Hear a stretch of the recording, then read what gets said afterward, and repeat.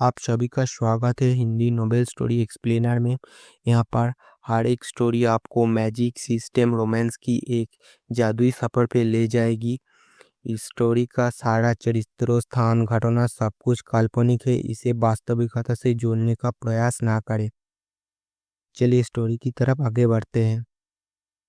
अध्याय 211। आदित्य वर्मा ने ठंडे स्वर में कहा। जब आदित्य वर्मा की आवाज़ ये योंगशेंग के कानों में पड़ी तो ये योंगशेंग की आंखें अचानक चमक उठीं। क्या उसने जो कहा वह सच है? ये योंगशेंग ने अचानक अपने बगल में खड़े ये तियान की ओर देखा। ये तियान ने जो कहा वह दूसरे पक्ष की बात से थोड़ा अलग था। पिताजी, वह बकवास कर रहा है। ये लड़का और ये शियुन एक ही समूह में हैं। वे दोनों एक साथ रहते हैं। हो सकता है कि ये शियुन पहले ही उसके साथ सो चुकी हो। अगर किन परिवार को इसके बारे में पता चल गया। ये तियान का चेहरा फिर बदल गया और उसने जल्दी से कहा, चुप रहो। ये योंगशेंग ने ये तियान को सीधे बीच में ही टोक दिया। वह जानता था कि उसके बेटे का चरित्र कैसा है। बहुत मुमकिन था कि दूसरे पक्ष ने जो कहा वह सच ही हो, लेकिन इस समय उसका ध्यान ये तियान के अगले वाक्य पर था। ये शियुन इस आदमी के साथ रहती थी। ये शियुन पहले भी उसके साथ सो चुकी थी। यह एक बड़ी बात होगी। उनके ये परिवार का किन परिवार के साथ लंबे समय से विवाह था और ये शियुन किन परिवार के युवा स्वामी किन फैंग की नामात्र मंगेतर भी थीं। यदि किन परिवार को इस बारे में पता चल जाता तो वे निश्चित रूप से अपने ये परिवार के खिलाफ हो जाते। हालांकि उनका ये परिवार भी मैजिक सिटी में एक बड़ा परिवार है, फिर भी यह किन परिवार से थोड़ा खराब है। किन परिवार को नाराज न होना पड़े, इसलिए उसके सामने वाले आदमी को नीचे उतारना ही होगा बस। अगर किन परिवार को इसके बारे में पता नहीं है तो भूल जाए। अगर किन परिवार को इसके बारे में पता है तो वे इस आदमी को भी सौंप सकते हैं और मामले को उसके भाई ये शियुन के पिता तक पहुंचा सकते हैं। ये योंगशेंग ने आदित्य वर्मा को फिर से ठंडेपन से देखा और सख्ती से कहा, बेटे, क्या मेरे बेटे ने जो कहा वह सच है? क्या तुम और ये शियुन पहले से ही साथ रह रहे हो? क्या कोई समस्या है क्या? आदित्य वर्मा ने फिर हल्के से कहा, अगर तुम लड़ना चाहते हो तो लड़ो, ज़्यादा बात करने से कोई फायदा नहीं है। दूसरे पक्ष के पास बहुत सारे शब्द हैं। आदित्य वर्मा अब शब्दों को बर्बाद नहीं करना चाहते हैं। जो चीज़ें मुट्ठी से हल की जा सकती हैं, मुट्ठी का उपयोग करना सबसे अच्छा है। बहुत अच्छा। जब ये योंगशेंग ने आदित्य वर्मा की बातें सुनी तो उसकी आंखों में फिर से एक तेज चमक आ गई और उसने गहरी आवाज में कहा। फिर ये योंगशेंग ने अपने बगल में खड़े दो तिब्बती गुरुओं की ओर देखा और उनसे कहा, मास्टर कियांगबा, मास्टर नीमा, मैं इसे आप पर छोड़ता हूँ। ये दोनों तिब्बती गुरु हैं। इन्हें तिब्बती धर्मराज जीबा का मार्गदर्शन प्राप्त है। ये नींव निर्माण के चरण में आधा कदम भी आगे बढ़ चुके हैं। इन्हें शक्तिशाली जादुई हथियार भी दिए गए हैं। ये नींव निर्माण करने वाले साधकों से लड़ने में सक्षम हैं। उनके सामने वाला व्यक्ति निश्चित रूप से उनका विरोधी नहीं है। मास्टर, ये चिंता मत करो, मैं और मेरा छोटा भाई मिलकर हमला करेंगे। यह आदमी चला गया है, एक लामा ने तुरंत कहा और फिर अपने पास बैठे दूसरे लामा से कहा, छोटे भाई नीमा, मैंने बहुत दिनों से अभ्यास नहीं किया है। पहले मुझे इस लड़के को आजमा लेने दो। ठीक है वरिष्ठ भाई। मास्टर नीमा ने सिर हिलाया। अगले ही पल ये गुरु कियांगबा क्रोध से भर गया और उसके शरीर से एक क्रोधी वज्र की तरह गति का एक विस्फोट फूट पड़ा। टकराना। तभी मास्टर कियांगबा ने जमीन पर जोर से पैर रखा और जमीन पर पत्थर की ईंटों पर सीधे एक विशाल पदचिह्न पड़ गया। फिर मास्टर कियांगबा ने अपनी हथेली फिर से आदित्य वर्मा की ओर पटक दी। वह अत्यंत भयंकर था और उसकी गति अत्यंत तीव्र थी। वह बिजली की तरह चलता था। ये दृश्य देखकर आदित्य वर्मा के चेहरे पर कोई परिवर्तन नहीं आया। वह तेज था, लेकिन आदित्य वर्मा उससे भी तेज था। आदित्य वर्मा ने आसानी से एक तरफ से छलांग लगाए और फिर अपना हाथ उठाकर मास्टर कियांगबा के शरीर पर थप्पड़ मारा। टकराना। मास्टर कियांगबा के शरीर को तुरंत पीछे की ओर थप्पड़ मारा गया। पफ। मास्टर कियांगबा ने मुंह भर खून थूक दिया और उनका सिर थोड़ा भ्रमित हो गया। नीमा, मास्टर कियांगबा तुरंत चिल्लाए। इस तात्कालिक लड़ाई के बाद उन्हें पता था कि वे अकेले इससे नहीं निपट सकते। भाई कियांगबा, मैं यहाँ हूँ। तभी नीमा मास्टर ने अचानक हमला किया, यहाँ तक कि अपने ऊपरी शरीर के कपड़े भी खोल दिए, जिससे मांसपेशियों का एक मजबूत शरीर सामने आया। उसके शरीर पर आध्यात्मिक प्रकाश बह रहा था, चमकदार और शक्ति से भरा हुआ था, और इस नीमा मास्टर की गर्दन पर वास्तव में बौद्ध मोतियों की एक माला थी, जो अजीब रूनों से उकेरी गई थी, जो रहस्य की भावना को प्रकट करती थी। आह आह, मेरी हथेली ले लो।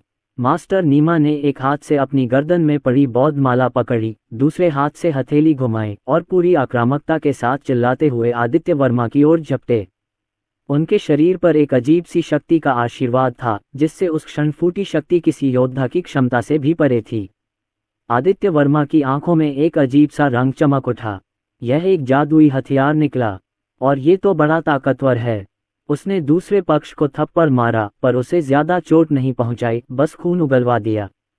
मैंने देखा कि इस कियांबा मास्टर ने अपने मुंह से खून पोंछा और सीधे अपने कपड़े फाड़ दिए। जैसे ही वे असहमत हुए, उन्होंने अपने कपड़े फाड़ दिए और अपना नंगा ऊपरी शरीर दिखा दिया। अंधेरा। दोनों के शरीर काले थे, जो तिब्बती भूमि की विशेषता हो सकती है, लेकिन इस समय वे विस्फोट की भावना से भर गए थे।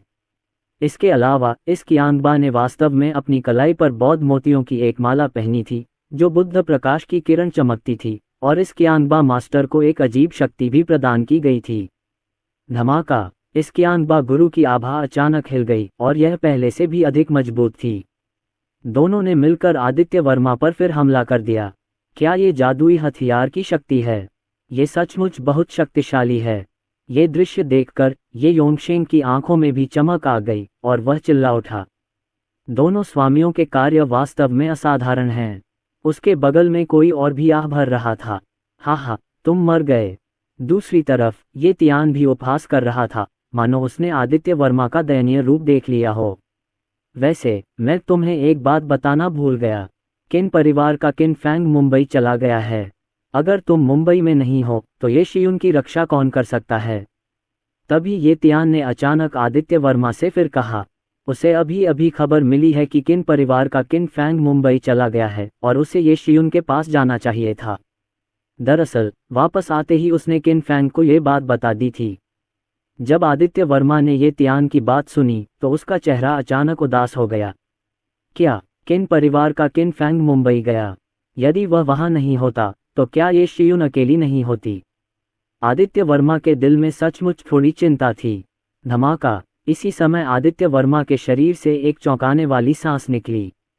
इस क्षण सभी को ऐसा महसूस हुआ जैसे आकाश ने उन पर कदम रख दिया हो, उन्हें दबा दिया हो, और उनके पूरे शरीर में घुटन सी महसूस होने लगी। सभी के चेहरे तुरंत बदल गए और वे बहुत हैरान हो गए। आदित्य वर्मा अपनी साधना आभा को प्रकट करने से खुद को रोक नहीं पाए। हालांकि यह पूरी तरह से नहीं, पर एक सच्चे साधक की आभा थी। आदित्य वर्मा की आंखें तेजी से फट गईं। उन्होंने मास्टर कियांबा और मास्टर नीमा की ओर देखा, जो तेजी से आ रहे थे, और फिर से अपना हाथ हिलाया। इस समय आदित्य वर्मा की हथेली के साथ एक बड़ा हथेली का निशान अचानक शून्य में संघनित हो गया और सीधे कियांबा और नीमा पर गिर गया। टकराना। कियांबा और नीमा को केवल एक अदम्य शक्ति का दबाव महसूस हुआ, और फिर उनके शरीर पर ऐसा लगा जैसे किसी ने जोरदार प्रहार किया हो, और वे बुरी तरह से उड़ गए। गंभीर रूप से घायल। मास्टर जांगदी, बस इतना ही। दो मास्टर जैंग, जिनके पास भी जादुई हथियार थे, आदित्य वर्मा की हथेली से सीधे उड़ गए और गंभीर रूप से घायल हो गए। यहाँ तक कि दोनों व्यक्तियों के शरीर पर बंधी बौद्ध मालाएं भी फट गईं। पफट फफट। दोनों व्यक्ति लगातार अपने मुंह से खून की उल्टियां करते रहे और जमीन पर पड़े रहे। उनकी आंखें गहरी दहशत से भरी हुई थीं। शियुक शियुक शियुक शियुक शियुक शियुक शियुक शियुक। आप वास्तव में एक भिक्षु हैं। नीमा, ये योंगशेंग, तुमने हमें मौत के घाट उतार दिया है। मेरे पास एक जादुई हथियार है। मास्टर कियांबा और मास्टर नीमा ने भयभीत होकर कहा। वे ये योंगशेंग को घूर रहे थे, उनके दिलों में खून दौड़ रहा था। अगर उन्हें पता होता कि दूसरा पक्ष इतना शक्तिशाली भिक्षु है तो वे कोई कार्रवाई ही नहीं करते। अब तो धर्मराज ने भी उन्हें दे दिया है। सारे जादुई हथियार बेकार हैं। ये कैसे हो सकता है? ये कैसे संभव है? इस समय ये चांगशेंग का चेहरा भी बेहद बदसूरत हो गया था। साधु। दूसरा पक्ष तो वास्तव में साधु है। ये कैसे संभव है? क्या उसे पता है इसका क्या मतलब है? इसका मतलब है कि उन्होंने किसी ऐसे व्यक्ति के साथ पंगा लिया है जिसके साथ उन्हें पंगा नहीं लेना चाहिए था। बाबी क्यों है? इस समय ये तियान भी इस दृश्य को शून्य से देख रहा था, उसकी आंखें गहरी दहशत से भरी हुई थीं।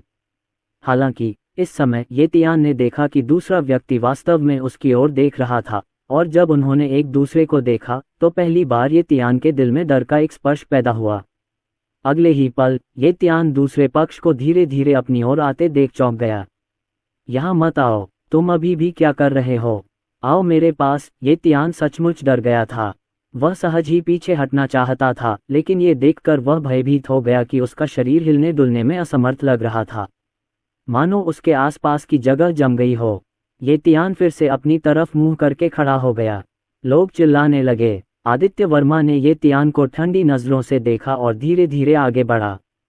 शक्तिशाली गति ने सीधे ये तियान के शरीर को दबा दिया, जिससे आसपास की हवा जम गई और वह हिल भी नहीं पा रहा था। ये तियान के आसपास आदित्य वर्मा की ओर एक और आकृति गुजर रही थी। दरवाजे के सामने खड़े लोगों की तरह ये लोग भी योद्धा थे। ये परिवार द्वारा नियुक्त रक्षक और सुरक्षाकर्मी थे। इस समय हालांकि वे अपने सामने के दृश्य से स्तब्ध थे, उन्हें इस समय कार्रवाई करनी थी। ये परिवार का खाना खाने और ये परिवार का पैसा लेने के लिए उन्हें स्वाभाविक रूप से ये परिवार के लिए काम करना था। हालांकि इन लोगों ने आदित्य वर्मा के पास पहुंचने का इंतजार नहीं किया। Bang bang bang bang bang, शून्य में एक अदृश्य अवरोध प्रकट हुआ। आदित्य वर्मा के शरीर को केंद्र में रखकर इन लोगों पर एक क्षण में इतना बड़ा प्रभाव पड़ा कि वे एक एक करके दूर जा गिरे। आह आह, फट फट पफ। अचानक चीखों की एक श्रृंखला और खून की उल्टी की आवाजें सुनाई दी और ये लोग दूर जाकर सीधे जमीन पर गिर पड़े। दृश्य बहुत गड़बड़ था। अगले ही पल आदित्य वर्मा ये तियान के सामने आ पहुंचा था। आदित्य वर्मा की आंखों में आध्यात्मिक ऊर्जा चमक उठी और उसने हवा से ही ये तियान को पकड़ लिया। फिर सभी ने आश्चर्य में देखा कि ये तियान बेकाबू होकर आदित्य वर्मा के हाथ की ओर बढ़ा, मानो वह अपनी गर्दन आदित्य वर्मा को सौंप रहा हो, और अंत में आदित्य वर्मा के हाथ से सीधे चिपक गया। बिना किसी प्रतिरोध के आदित्य वर्मा ने ये तियान की गर्दन कसकर दबा दी और उसका पूरा शरीर ऊपर उठा दिया। उसके पूरे शरीर में घुटन का एक भयानक एहसास तुरंत फैल गया। ये तियान की आंखें चौड़ी हो गईं और उसका चेहरा लाल हो गया। वह संघर्ष करना चाहता था, लेकिन वह बिल्कुल भी हिल नहीं पा रहा था। इस समय ये तियान शक्तिहीन और गहरी निराशा महसूस कर रहा था। उसे लग रहा था कि वह मरने वाला है। ये सब एक पल में हुआ, इतनी तेजी से कि ये चांगशेंग ने भी कोई प्रतिक्रिया नहीं दी। ये तियान पहले ही दूसरे पक्ष की गर्दन से जकड़ा हुआ था और उसका जीवन और मृत्यु दूसरे पक्ष के विचारों पर निर्भर था। रुकना। ये चांगशेंग की अभिव्यक्ति में भारी परिवर्तन आया और वह डर के मारे आदित्य वर्मा पर चिल्लाया तथा आदित्य वर्मा को रोकने की कोशिश की। रोल। हालांकि आदित्य वर्मा ने ठंडे स्वर में चिल्लाया और यह आवाज गड़गड़ाहट की तरह थी जो ये चांगशेंग के दिमाग पर बमबारी कर रही थी। फट। मैंने देखा कि ये चांगशेंग ने मुंह भर खून थूक दिया। उसका शरीर तुरंत हिल गया और उसकी आंखें अंतहीन भय से भर गईं। आदित्य वर्मा ने ये तियान की गर्दन पर चुटकी काटी और दूसरे व्यक्ति का जीवन और मृत्यु उसके अपने विचारों पर निर्भर था। बहरहाल आदित्य वर्मा ने सिर उठाकर ये परिवार की गहराई में झांका। आदित्य वर्मा को अंदर से एक शक्तिशाली आभा का एहसास हुआ। हालांकि वह खुद से तुलना नहीं कर सकता था, फिर भी वह एक सच्चा साधु था। अगर वह बाहर नहीं आया तो यह आदमी मर जाएगा, आदित्य वर्मा ने हल्के से कहा। उसकी आवाज में कोई भावना नहीं थी, बल्कि संदेह भरा था, मानो वह कोई तथ्य बयान कर रहा हो। जैसे ही आदित्य वर्मा की आवाज निकली, रात के अंधेरे में यी के घर से एक आकृति हवा में तैरती हुई ऊपर आ रही थी और पलक झपकते ही वह आदित्य वर्मा के सामने लगभग 1 फुट की दूरी पर प्रकट हो गई, जो अपने हाथों को पीठ के पीछे करके खड़ा था। यह एक ऐसा आदमी है जो 40 या 50 साल का लग रहा है। वह कुछ ये योंगशेंग जैसा दिखता है। वह भय जैसा है। यह आदमी एकांतप्रिय है और उसके शरीर में आध्यात्मिक शक्ति का प्रवाह है। पिताजी, आप बाहर क्यों आए? हालांकि इस आकृति को प्रकट होते देख ये चांगशेंग जल्दी से खड़े हो गए और सम्मानपूर्ण भाव से बोले। यह आदमी असल में उसका पिता और ये परिवार का असली नेता है। नींव बनाने वाले एकमात्र भिक्षु ये तियान है। 100 साल से ज्यादा उम्र के हैं, लेकिन भिक्षु होने के कारण वे बहुत जवान दिखते हैं। अगर मैं नहीं बोलूंगा तो जियातन मर जाएगा। देखो तुमने कितने अच्छे काम किए हैं, ये तियानहे ने गहरी आवाज में ये योंगशेंग से कहा। उसकी भौहें पहले से ही सिकुड़ी हुई थीं। दरअसल जब आदित्य वर्मा अभी अभी आए तो उन्हें उनकी उपस्थिति का आभास हो गया था, लेकिन उसे उम्मीद नहीं थी कि दूसरा पक्ष भी एक भिक्षु था और वह दूसरे पक्ष की गहराई नहीं देख सका। साथ ही ताओवादी, आपका मित्र वहां है, कुछ भी गलत नहीं है। ये त्यानहे ने आदित्य वर्मा की ओर देखा और गहरी आवाज में आदित्य वर्मा से कहा। तभी कुछ ही दूरी पर दो आकृतियां दिखाई दीं। प्रिया कपूर थीं, जो किसी के नियंत्रण में बाहर आ गईं। आदित्य वर्मा। प्रिया कपूर जाग चुकी थी। उसे एक अनजान माहौल में और किसी के नियंत्रण में देखकर प्रिया कपूर के मन में डर का भाव जाग उठा। उसने आदित्य वर्मा को देखा तो वह उत्तेजित होकर चिल्लाए, उसे जाने दो। आदित्य वर्मा ने हल्के से कहा, उसे जाने देना ठीक है, लेकिन साथ ही ताओवादी, आपने हमारे ये परिवार के मामलों में मासूमियत से हस्तक्षेप किया और मेरे ये परिवार के कई लोगों को घायल कर दिया। क्या आपको स्पष्टीकरण नहीं देना चाहिए? ये चांगहे ने फिर गहरी आवाज में कहा। समझाओ। हाँ, ये चांगहे की बातें सुनकर आदित्य वर्मा फिर से हंसे, लेकिन उनकी मुस्कान में ठंडक का एहसास था। चूंकि आप स्पष्टीकरण देना चाहते हैं, इसलिए मैं आपको स्पष्टीकरण दूंगा, आदित्य वर्मा ने फिर गर्व से कहा। जैसे ही आदित्य वर्मा के शब्द निकले, टकराना, आदित्य वर्मा ने ये तियान को लापरवाही से उसके हाथ में फेंक दिया। बूम! उसी समय आदित्य वर्मा के शरीर से साधना की एक महाशक्ति प्रत्यक्ष रूप से प्रस्फुटित हुई। आदित्य वर्मा की आभा तुरंत बढ़ने लगी और अत्यंत भयावह हो गई। इस समय आदित्य वर्मा के शरीर पर एक भयानक आभा छा गई। ये चांगहे का चेहरा अचानक बदल गया। वह बहुत शक्तिशाली था। हालांकि प्रतिद्वंद्वी की गति प्रबल है, फिर भी वह कमजोर भी नहीं है। इसके अलावा वह दशकों से एक भिक्षु है और अब नींव निर्माण के मध्य चरण में है। हालांकि प्रतिद्वंद्वी भी एक भिक्षु है, वह बहुत छोटा है, इसलिए हो सकता है कि वह अभी अभी भिक्षु बना हो। कितना घमंडी! जब ये चांगहे ने आदित्य वर्मा की बातें सुनी, तो उन्होंने तीखी प्रतिक्रिया देते हुए कहा कि दूसरा पक्ष कार्रवाई करने जा रहा है। हालांकि वह घमंडी नहीं है और पहले हमला करना चाहता है। जैसे ही ये चांगहे की आवाज़ धीमी हुई, ये चांगहे की आंखों में एक तेज रोशनी चमक उठी। ये चांगहे के शरीर में फिर से अनंत आध्यात्मिक शक्ति जाग उठी और उसके शरीर से तुरंत एक शक्तिशाली साधना आभा निकली। बूम! जाना! अगले ही पल ये चांगहे ने फिर से ठंडे स्वर में चिल्लाया, अपना हाथ उठाया और अपनी उंगली सीधे आदित्य वर्मा की ओर इशारा की। ये चांगहे की उंगली पर राजसी शक्ति तुरंत संघनित हो गई और पूरी स्थिति का रंग बदल गया। ऊर्जा का एक बल सीधे अंतरिक्ष में घुस गया, एक उंगली की तलवार में बदल गया और आदित्य वर्मा को छुरा घोंप दिया। जब आदित्य वर्मा ने यह दृश्य देखा तो वे निश्चल रह गए। उनके शरीर के चारों ओर आध्यात्मिक शक्ति प्रवाहित हो रही थी, जिसने तुरंत एक आध्यात्मिक दीवार बना दी। टकराना! एक गर्जनापूर्ण ध्वनि हुई और ये चांगहे की उंगली की तलवार सीधे आदित्य वर्मा के आध्यात्मिक अवरोध से टकराई और फिर टूट गई। ये चांगहे की आंखों में भय की एक चमक उभरी और फिर उसने अपने सामने वाले आदमी को हिलते हुए देखा। आदित्य वर्मा ने जोरदार तरीके से कदम आगे बढ़ाया। टकराना! पूरी पृथ्वी हिल गई। आदित्य वर्मा ने सीधे अपनी हथेली उठाई, जिसमें राजसी शक्ति थी, और ये चांगहे को पंखा झल दिया। बूम! संपूर्ण शून्य के ऊपर आध्यात्मिक शक्ति के संघनन से निर्मित एक विशाल हथेली का निशान अचानक प्रकट हुआ, जो आकाश से गिरकर ये चांगहे को दबा रहा था। जब ये चांगहे ने यह दृश्य देखा तो उसकी आंखें भय से भर गईं और उसे प्रतिद्वंद्वी के आक्रमण से खतरे का आभास हुआ। ये चांगहे की प्रतिक्रिया अप्रिय नहीं थी। उसके शरीर पर नींव निर्माण के मध्य चरण की साधना शक्ति पूरी तरह से मुक्त हो गई थी। ये तुरंत उसके शरीर पर संघनित हो गई और एक विशाल शक्ति सुरक्षा कवच में बदल गई। मैंटिस का हाथ कार को रोक देता है। जब आदित्य वर्मा ने यह दृश्य देखा तो उसके मुंह के कोने में उपहास का भाव उभर आया और वह बुदबुदाया। इस समय आसपास के सभी लोग सामने की ओर देखते रह गए। हथेली का बड़ा सा निशान देखकर उनके दिलों को गहरा सदमा लगा। क्या ये साधु है? कितना शक्तिशाली तरीका है! कितना डरावना एहसास है! इन लोगों के मुंह से भयावह आवाजें निकल रही थीं। अगले ही पल सब लोग इसे फिर से देखकर चौंक गए। ये बड़ा हथेली का निशान सीधे ये चांगहे के शरीर पर लगा। नष्ट करो और नष्ट करो! अजेय! टकराना! चांगहे की आध्यात्मिक सुरक्षा तुरंत ही नष्ट हो गई। ये कैसे संभव है? ये चांगहे अविश्वास में दहाड़ने लगे। टकराना! एक राजसी बल ने सीधे ये चांगहे पर प्रहार किया, मानो स्वर्ग और पृथ्वी की शक्ति ने उसे दबा दिया हो। फट, ये चांगहे के शरीर से खून की धार फूट पड़ी और उसका शरीर छिटक गया। वह दर्जनों फीट दूर इमारत की दीवार से टकराया और उसमें एक छेद भी हो गया। पिता, दादाजी, ये कैसे संभव है? जब ये योंगशेंग, ये तियान और अन्य लोगों ने ये दृश्य देखा तो वे और भी भयभीत हो गए और चिल्लाने लगे। उनके ये परिवार के नेता, शक्तिशाली भिक्षु ये चांगहे को वास्तव में एक थप्पड़ से गिरा दिया गया था। कुचल दो, ये तो पूरी तरह से कुचलने वाली बात है। वह इतना शक्तिशाली कैसे हो सकता है? एक क्षण बाद एक शर्मिंदा आकृति खंडहर से ऊपर चढ़ी। ये चांगहे था, लेकिन इस समय ये चांगहे में अब साधु जैसा भाव नहीं था।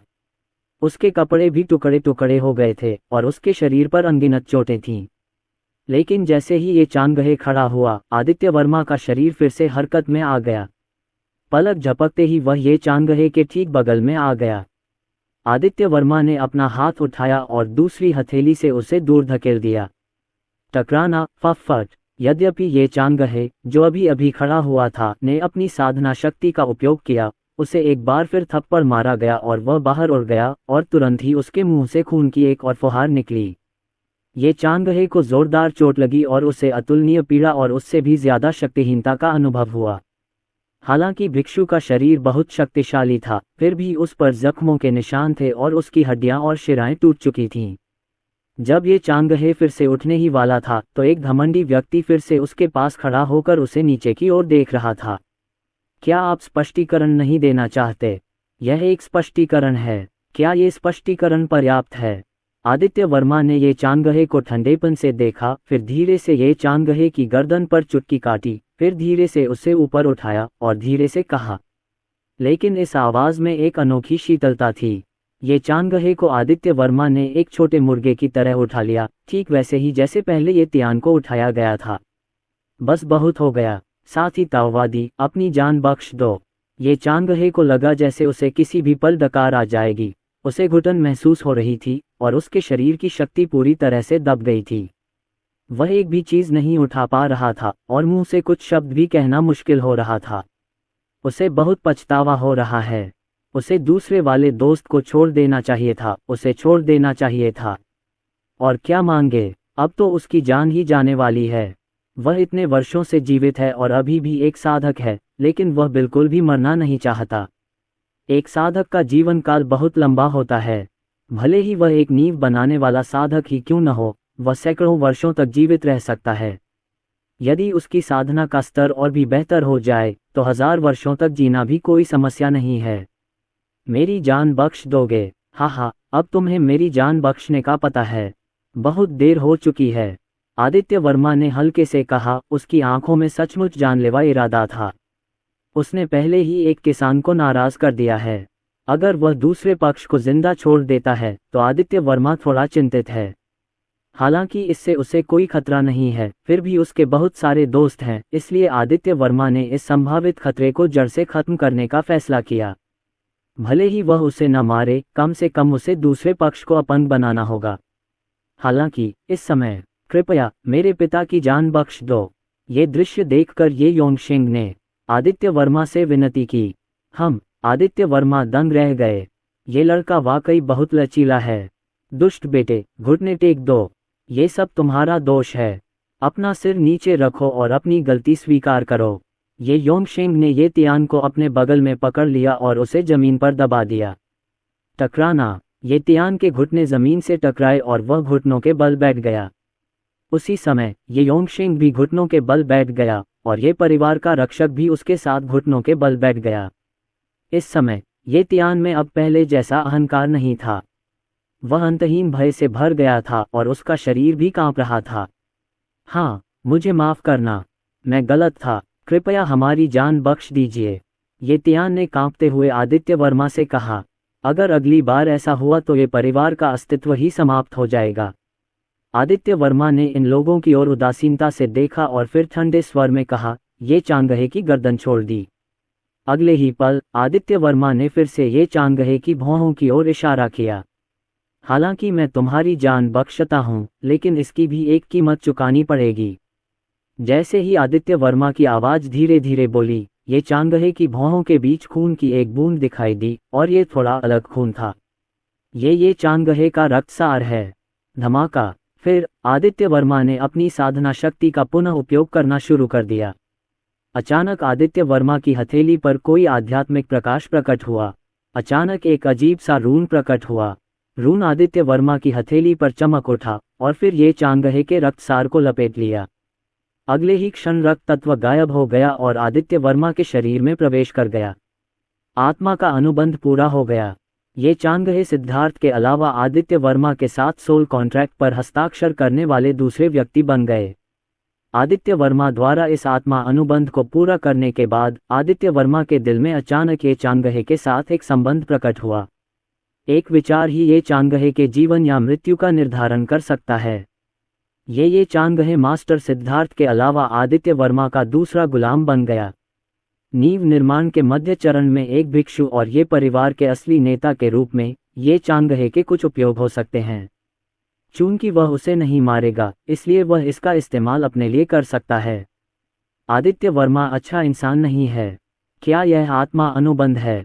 ये चांगहे को भी आत्मा अनुबंध का एहसास हुआ। उसकी आत्मा में अजीब सी रुनियां उभर आईं, जिससे उसे लगा कि उसका जीवन उसके नियंत्रण में नहीं है, लेकिन सच तो यही था। ये चांगहे ने भावशून्य स्वर में कहा। उसका चेहरा फिर से बेहद बदसूरत हो गया। अब वह ठीक है, वह खुद की मदद नहीं कर सकता। जब तक आप आज्ञाकारी हैं, मेरे लिए इस आत्मिक अनुबंध को तोड़ना असंभव नहीं है। आदित्य वर्मा ने फिर शांति से कहा। इतना कहकर आदित्य वर्मा पुनः प्रिया कपूर के पास आ गए।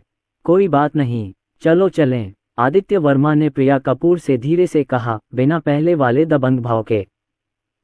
प्रिया कपूर ने आज्ञाकारी भाव से सिर हिलाया, लेकिन उसके मन में बहुत डर और जिज्ञासा थी। उसने अभी जो देखा वह उसकी समझ से परे था। आदित्य वर्मा प्रिया कपूर को लेकर सीधे बाहर चले गए। बाहर किन दो उस दृश्य को देखता रह गया जो अभी अभी हुआ था, और उसका हृदय उथल पुथल से भर गया। जैसी कल्पना की गई थी वैसा कोई भयंकर युद्ध नहीं हुआ, केवल पूर्ण कुचलना। ये परिवार के सबसे शक्तिशाली व्यक्ति ये चांगहे को प्रतिद्वंद्वी ने केवल हाथ उठाकर ही कुचल दिया। ये आदमी क्या है? शायद बहुत ताकतवर है। किन दो को बहुत सदमा लगा। उसे वापस जाकर अपने परिवार को ये बात जरूर बतानी चाहिए। वैसे ये शियुन, ये तियान ने अभी क्या कहा? किन फैंग पहले ही मुंबई जा चुके हैं, लेकिन इस समय किन दो अचानक उछल पड़े और एक भयानक बात सोच में पड़ गए। क्या ये शियुन किन फैंग की मंगेतर नहीं है? और किन फैंग अभी भी नाम से उनके सबसे बड़े भाई और सौतेले भाई हैं।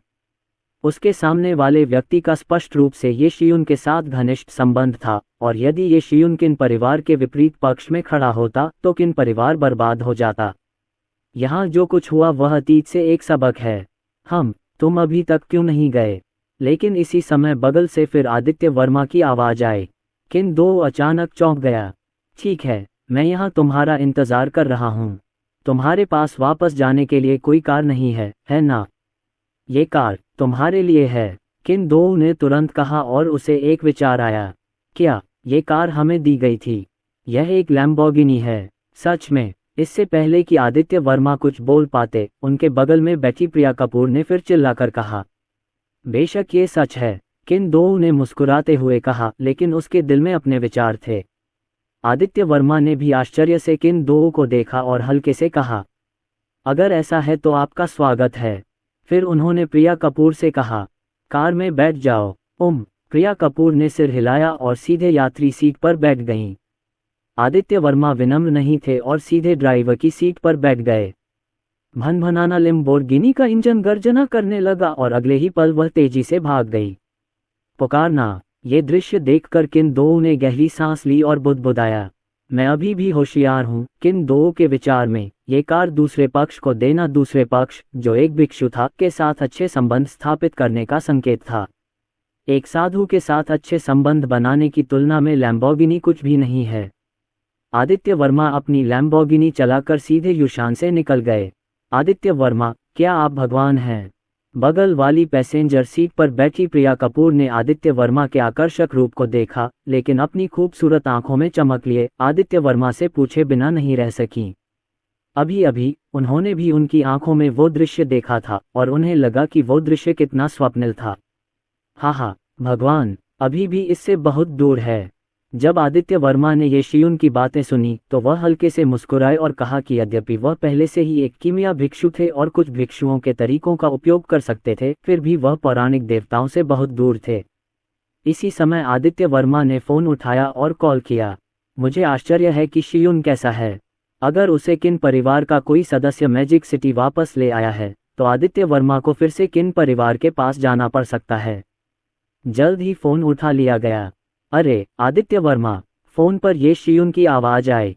ये शियुन की आवाज़ सुनकर आदित्य वर्मा को थोड़ी राहत महसूस हुई। अरे शियुन, क्या तुम ठीक हो? आदित्य वर्मा ने सीधे ये शियुन से पूछा। जब ये शियुन ने आदित्य वर्मा की आवाज़ सुनी तो वह चौंके बिना नहीं रह सकी। उसके दिल में अचानक एक अजीब सा रंग उभर आया और वह अचानक फिर से उत्साहित हो गई। आदित्य वर्मा, तुमने तो मुझे अभी अभी डरा दिया। तुम कहाँ चले गए थे? अगर वो सफ़ेद बिल्ली न होती तो मैं बहुत बुरी स्थिति में फंस जाता। फ़ोन के दूसरी तरफ से फिर से ये शियुन की आवाज़ आई। मैं बाहर कुछ काम कर रहा हूँ। मैं अगले 2 दिन तक वापस नहीं आऊँगा। ठीक रहो। सफ़ेद बिल्ली को क्या हुआ है? ये शियुन की आवाज़ सुनकर आदित्य वर्मा ने जल्दी से फिर कहा। अभी अभी बहुत से लोग विला में घुस आए और वे बहुत ही खूंखार थे। सफ़ेद बिल्ली की वजह से वह अचानक बड़ी हो गई और एक बड़ी बिल्ली में बदल गई और उन लोगों को पीट पीट कर भगा दिया। ये शियुन ने तुरंत फिर से कहा। उसकी आवाज़ में डर का एक संकेत था। अभी अभी सफ़ेद बिल्ली अचानक एक बड़ी बिल्ली में बदल गई। वह बहुत खूंखार थी और जो भी विला में घुसता उसे काट लेती। यदि सफ़ेद बिल्ली न होती तो वह बहुत ही कठिन परिस्थिति में होती और उसे वापस दानव नगर ले जाया जाता। जब आदित्य वर्मा ने ये शियुन की बातें सुनी तो वह फिर से चौंक गए। आदित्य वर्मा को उम्मीद नहीं थी कि इस महत्वपूर्ण क्षण में सफ़ेद बिल्ली सचमुच कोई पुण्य का काम कर देगी। सफ़ेद बिल्ली को बचाए जाने के बाद उसने अपने शरीर को भी आध्यात्मिक द्रव्य से तृप्त कर लिया। उसका भौतिक शरीर अत्यंत शक्तिशाली हो गया है और उसने बहुत सारी आध्यात्मिक शक्ति भी अवशोषित कर ली है। उसकी शक्ति एक नींव बनाने वाले साधु के बराबर है। कोई बात नहीं, बस आराम करो, मैं 2 दिन में वापस आ जाऊंगा। आदित्य वर्मा ने राहत महसूस करते हुए फिर कहा। आदित्य वर्मा ने सीधे फ़ोन काट दिया। शियुन, वह महिला जो आपके विला में रहती है। इस समय उनके बगल में प्रिया कपूर ने अपनी खूबसूरत आंखों में एक और अजीब रंग के साथ आदित्य वर्मा से फिर से पूछा। ये सही है, क्या गलत है? आदित्य वर्मा ने सिर हिलाया और प्रिया कपूर की ओर देखा। आदित्य वर्मा, क्या तुम बहुत लापरवाह हो? तुम्हारे पास तो पहले से ही एक खूबसूरत महिला है। प्रिया कपूर खुद को रोक नहीं पाई और आदित्य वर्मा से कहा। हाँ, जब आदित्य वर्मा ने ये सुना तो वह फिर से हंस पड़े। क्या वहाँ कोई? आदित्य वर्मा ने फिर घूर कर कहा। पास होना। आदित्य वर्मा, सिस्टर वेन और मैं कल दोपहर में तुम्हें लेने आएंगे। रेड कारपेट कल दोपहर से शुरू होगा। आदित्य वर्मा ने प्रिया कपूर को सीधे अपने निवास पर भेज दिया और प्रिया कपूर ने आदित्य वर्मा से फिर कहा। अच्छा, आदित्य वर्मा ने जवाब दिया और फिर सीधे होटल वापस चले गए। अगले दिन दोपहर, बाओगाली होटल का प्रवेश द्वार। समय पर एक काले रंग की मर्सिडीज बेंज वाणिज्यिक गाड़ी आ गई। कार चला रहे व्यक्ति प्रिया कपूर की मैनेजर सिस्टर वेन थी और प्रिया कपूर पीछे बैठी थीं। क्या आप सचमुच इस आदमी को अपने साथ रेड कारपेट पर ले जाना चाहते हैं? कार में झांक वेन प्रिया कपूर से इसकी पुष्टि करने से खुद को नहीं रोक सके। कल जब प्रिया कपूर ने कहा कि वह इस लड़के को रेड कारपेट पर चलने के लिए ले जाएंगी तो वह भी हैरान रह गए। प्रिया कपूर ने फिर से भारी स्वर में सिर हिलाया। उनकी आंखें दृढ़ थीं। यार, तुम तो एक लोकप्रिय स्टार हो। ये आदमी मनोरंजन जगत से नहीं है। क्या किसी बड़े आदमी के साथ जाना तुम्हारे लिए गलत नहीं होगा? तुम्हें इस आदमी के साथ जाने की क्या ज़रूरत है? तुम्हें पता है कि तुम इतने डरे हुए हो। इससे क्या सनसनी मच जाएगी। हो सकता है कल तुम भी हॉट सर्च लिस्ट में आ जाओ। ये तुम्हारे भविष्य के लिए बिल्कुल भी अच्छा नहीं होगा। झांग वेन ने प्रिया कपूर को फिर से बहुत समझाया। उसे हमेशा लगता था कि प्रिया कपूर का आदित्य वर्मा को रेड कारपेट पर साथ ले जाना कोई समझदारी भरा फैसला नहीं था। उसे लगता था कि प्रिया कपूर गुस्से में आकर ऐसा कर रही हैं, इससे पहले कि बहुत देर हो जाए। ये सच है कि वह मनोरंजन उद्योग से नहीं है, लेकिन वह कोई साधारण व्यक्ति भी नहीं है। बहन वेन, कोई बात नहीं, चिंता मत करो, अगर यह हॉट सर्च भी हो जाए तो भी कोई बात नहीं। जब प्रिया कपूर ने झांग वेन की बातें सुनी तो उन्होंने तुरंत दोबारा कहा, लेकिन उनकी आवाज़ अतुलनीय आत्मविश्वास से भरी थी। आदित्य वर्मा के यीहाओ के अध्यक्ष और बिरला ग्रुप कोलकाता के चेयरमैन हैं। ये दो पहचान ही काफ़ी हैं। रेड कारपेट पर चलते समय अगर आदित्य वर्मा के साथ कोई स्कैंडल भी हो जाए तो कोई बात नहीं, और यही प्रिया कपूर ने भी सोचा था। कोई साधारण व्यक्ति नहीं। जब झांग वेन ने प्रिया कपूर की बातें सुनी तो उसके चेहरे पर एक अजीब सा रंग आ गया। बहन वेन, समय आने पर आपको पता चल जाएगा। प्रिया कपूर ने यह बात सीधे तौर पर तो नहीं कही, लेकिन इसे गुप्त ही रखा। ओह, मैं तुम्हारी परवाह करने के लिए बहुत आलसी हूँ। झांग वेन ने फिर से आह भरी और घूर कर देखा। तभी आदित्य वर्मा बाओगेली होटल से बाहर निकला। आदित्य वर्मा ने एक पतला दुबला सूट पहना हुआ था। ये सूट मानो उसके लिए ही बनवाया गया हो और उस पर बिल्कुल फिट बैठ रहा था। एक शब्द में कहें तो सुंदर। 2 शब्द, बहुत सुंदर। 3 शब्द, बहुत सुंदर। 4 शब्द, सुंदर और आकर्षक। इस सूट को पहने आदित्य वर्मा बेहद ऊर्जावान और असाधारण स्वभाव के थे। उनका रौब था। वे जहां भी जाते अनगिनत लोगों की नज़रें अपनी ओर खींच लेते, खासकर उन लड़कियों की जिनकी आंखें असीम उत्साह से भरी होती थीं। वाह, मिस्टर आदित्य बहुत सुंदर हैं। ये बहुत दबंग राष्ट्रपति है। मुझे ये बहुत पसंद है। मैं उसके साथ प्यार में हूँ। यहाँ तक कि बाओगेली होटल के फ्रंट डेस्क पर बैठी सुंदरियाँ भी इस समय आदित्य वर्मा को देखकर कामुक आवाज़ें निकालने से खुद को नहीं रोक सकीं। बुद्ध वास्तव में सोने पर भरोसा करते हैं और लोग कपड़ों पर भरोसा करते हैं। जब आप सूट पहनते हैं तो यह वास्तव में अलग होता है। इस समय जब झांग वेन ने आदित्य वर्मा को देखा तो वह चौंक गई और चिल्लाने से खुद को नहीं रोक सकी। वाह, कितना सुंदर। पीछे की सीट पर प्रिया कपूर ने कहा। उसकी खूबसूरत आंखें चमक से चमक रही थीं। फिर उसने कुछ खिड़कियां थोड़ी खोली और आदित्य वर्मा से कहा, आदित्य वर्मा, जल्दी से गाड़ी में बैठो। अगले ही पल आदित्य वर्मा ने दरवाजा खोला और मर्सिडीज बेंज वाणिज्यिक वाहन की पिछली सीट पर बैठ गए। जैसे ही आदित्य वर्मा कार में बैठे, उन्होंने प्रिया कपूर का रूप देखा और दंग रह गए। आज प्रिया कपूर ने लंबी सफ़ेद ड्रेस, शानदार मेकअप, जूड़ा और हीरे की बालियां पहनी हुई हैं। सुंदर, ये बहुत सुंदर है। आदित्य वर्मा की आंखें चमक उठें। प्रिया कपूर आज वाकई बहुत खूबसूरत हैं। बैठे हुए भी प्रिया कपूर के शरीर में बड़प्पन और भव्यता का भाव था। गोरी त्वचा और गोल वक्रता के कारण लोग अपनी नज़रें हटाना नहीं चाहते। क्या मैं सुंदर हूँ? आदित्य वर्मा की आंखों को महसूस करते हुए प्रिया कपूर का सुंदर चेहरा थोड़ा सा शर्मा गया और उसने आदित्य वर्मा से फिर पूछा, सुंदर? आदित्य वर्मा ने सीधे कहा। जब प्रिया कपूर ने आदित्य वर्मा की प्रशंसा सुनी तो उनके सुंदर चेहरे पर मुस्कान और भी अधिक चमक उठी। चलो चलें, बहन वेन। इसके तुरंत बाद प्रिया कपूर ने झांग वेन से फिर कहा। झांग वेन ने तुरंत कार चलाई और लाल कालीन की ओर चल पड़ा।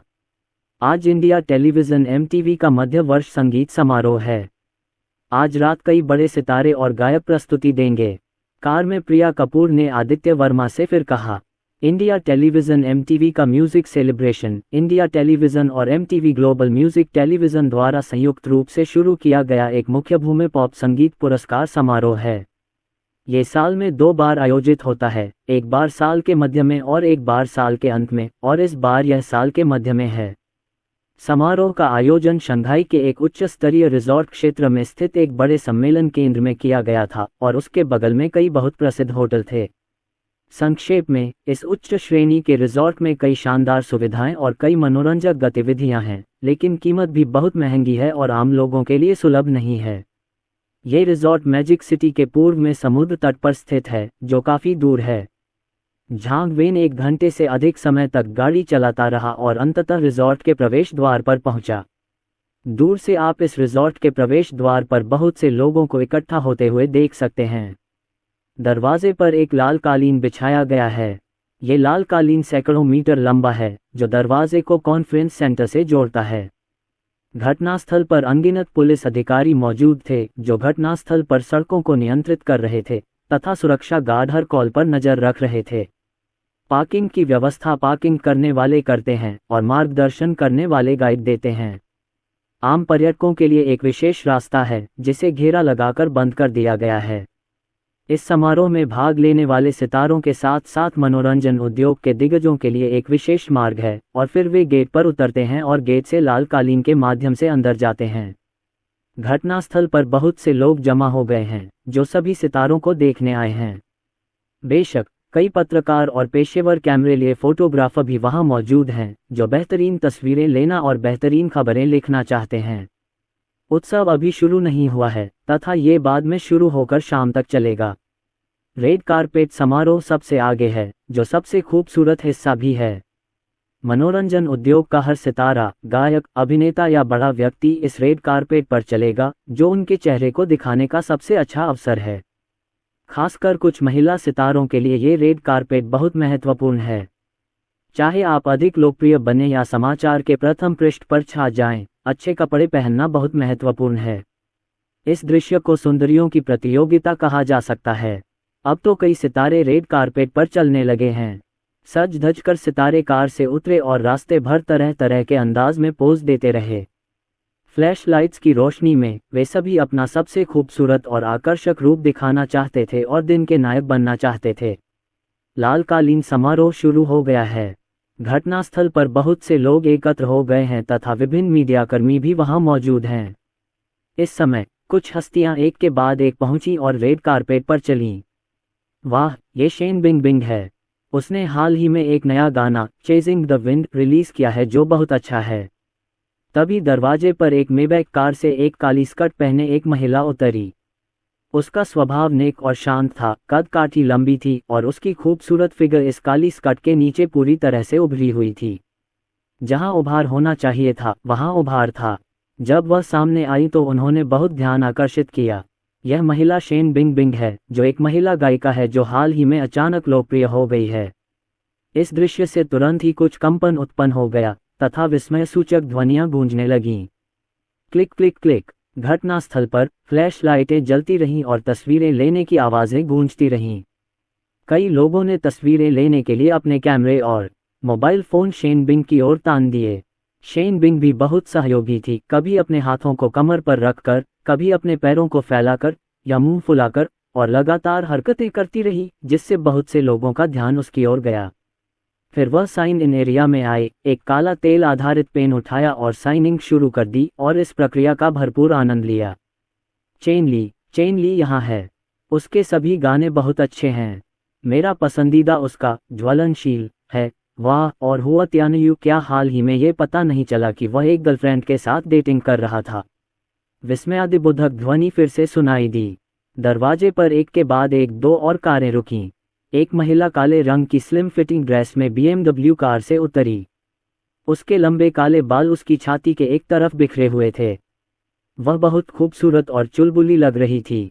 यह महिला भी एक बहुत लोकप्रिय गायिका है, उसका नाम चेन ली है। जब चेन ली कार से उतरे तो उनके पीछे फरारी से एक बेहद फैशनेबल लड़का उतरा। वह जवान लग रहा था, लगभग 20 साल का, लंबा नहीं, लेकिन उसने काले रंग का छोटा सूट और धूप का चश्मा पहना हुआ था और वह बहुत स्टाइलिश लग रहा था। वह भारत में एक लोकप्रिय पुरुष गायक भी हैं और उनका नाम हुआ त्यानयू है। बहन ली, चलो साथ चलते हैं। हुआ त्यानयू ने चेन ली को देखा और तुरंत चेन ली से कहा। दोनों ही मनोरंजन जगत में गायक हैं। उन्होंने एक साथ एक शो में हिस्सा लिया है और एक दूसरे से काफ़ी परिचित हैं। ठीक है, चेन ली ने मना नहीं किया, सिर हिलाया, फिर सीधे हुआ त्यानयू का हाथ पकड़ लिया और फिर साथ में रेड कारपेट पर चलना शुरू कर दिया। वाह, हुआ और सिस्टर ली ने एक साथ रेड कारपेट पर वॉक किया। मुझे ये पसंद है, मुझे ये पसंद है। हुआ त्यानयू और चेन ली एक साथ रेड कारपेट पर चले और तुरंत दर्शकों का ध्यान आकर्षित कर लिया और उनकी लोकप्रियता में विस्फोट हो गया। उधर देखो, राजा लियू तियान। मुझे उम्मीद नहीं थी कि राजा लियू तियान को इस उत्सव में आमंत्रित किया जाएगा, लेकिन इस समय दृश्य से फिर से विस्मयकारी आवाज़ें आने लगीं। सबकी नज़रें तुरंत प्रवेश द्वार की ओर मुड़ गईं और उन्होंने एक अधेड़ उम्र के आदमी को टोयोटा कमर्शियल गाड़ी से उतरते देखा। वह 40 साल का लग रहा था। उसने सूट भी पहना हुआ था। वह दुबला पतला जरूर था, लेकिन बहुत आध्यात्मिक था।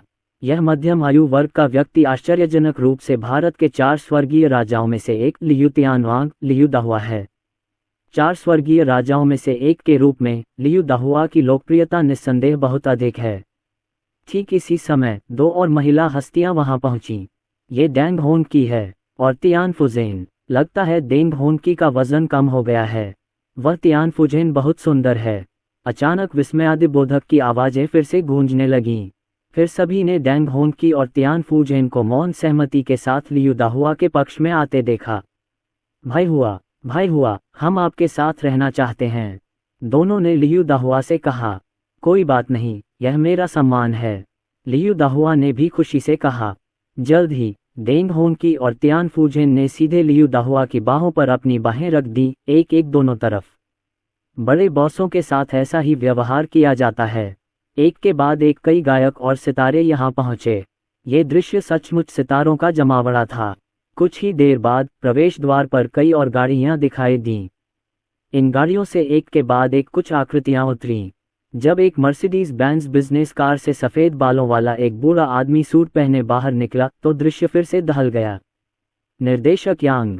ये यंग दी एंटरटेनमेंट से निर्देशक यांग हैं। यंग दी एंटरटेनमेंट से विक्रम सिंह। यह असली बॉस है। मुझे उम्मीद नहीं थी कि विक्रम सिंह और निर्देशक यांग भी यहाँ व्यक्तिगत रूप से आएंगे। निर्देशक यांग की उम्र 70 वर्ष से अधिक हो चुकी है और उनकी गति अभी भी पहले जैसी ही है। कई लोगों की ओर से फिर से चौंकाने वाली आवाजें आईं और सभी का ध्यान बूढ़े व्यक्ति पर गया। जहां तक इस बॉस की बात है तो जब वह कार से बाहर निकला तो उसे कई मशहूर हस्तियों ने घेर लिया। डायरेक्टर यांग, कृपया धीरे चलें, मैं आपकी मदद करूंगा। डायरेक्टर यांग, आज आपने जो पहना है वह सचमुच बहुत सुंदर है। डायरेक्टर यांग, बहुत समय हो गया मुलाकात से। यहाँ तक कि कई अभिनेत्रियों ने विक्रम सिंह का सीधे तौर पर सम्मानपूर्वक अभिवादन किया और कुछ ने तो विक्रम सिंह का समर्थन करने की पहल भी की। आखिरकार विक्रम सिंह पहले से ही काफ़ी बूढ़े हैं। ये ना यंग और योंग जियान एर हैं। वे सभी यंग दी एंटरटेनमेंट के अंतर्गत कलाकार हैं। विक्रम सिंह के आसपास कोई आम लोग नहीं, बल्कि कुछ बड़े सितारे हैं जो कई सालों से मनोरंजन जगत में सक्रिय हैं। हालांकि विक्रम सिंह जैसे बड़े आदमी के सामने वे बेहद विनम्र हैं। विक्रम सिंह सितारों के एक समूह से घिरे रेड कारपेट पर चले। यह एक बड़ा दृश्य था। एक बड़े आदमी के साथ ऐसा ही व्यवहार होता है। कुछ ही देर बाद विक्रम सिंह यहाँ आ पहुँचे। ये त्यानले मीडिया से ली डैनी है। वाह, एक और बड़ा आदमी यहाँ है। मुझे उम्मीद नहीं थी कि त्यानले मीडिया से श्री आदित्य भी यहाँ होंगे। देखो, मिस्टर आदित्य के पीछे कई सितारे हैं। सूट पहने एक मध्यम आयु वर्ग की महिला कार से उतरकर दरवाजे पर आई, जिससे काफी हलचल मच गई। और यह मध्यम आयु वर्ग की महिला ली डैनी है, जो मनोरंजन उद्योग में एक और बड़ी हस्ती त्यानले मीडिया की अध्यक्ष हैं। उधर देखो, ये हैं हुआई ब्रदर्स एंड सिस्टर्स के बड़े और छोटे राजा। मुझे उम्मीद नहीं थी कि हुआई के 2 बड़े और छोटे राजा व्यक्तिगत रूप से आएंगे। आज के समारोह में मनोरंजन उद्योग के अधिकांश लोग एकत्रित हुए। कुछ ही देर बाद एक आदमी और एक औरत एक बिजनेस कार से उतरे। दोनों 40 या 50 साल के लग रहे थे। उन्होंने क्रमशः काले और सफ़ेद सूट पहने हुए थे, लेकिन वे बहुत ही शालीन लग रहे थे और उनका व्यवहार बड़े आदमियों जैसा था। ये दोनों लोग हुआई ब्रदर्स एंड सिस्टर्स के अध्यक्ष और उपाध्यक्ष थे। ये दोनों सगे भाई बहन भी थे। ये दोनों मूल रूप से भारत की सबसे बड़ी मनोरंजन कंपनी हुआई सिस्टर्स के नियंत्रक थे। हुआई ब्रदर्स के राजेश कपूर और आरव कपूर भी वहां पहुंचे, जिससे वहां मौजूद कई लोग फिर से चौंक गए।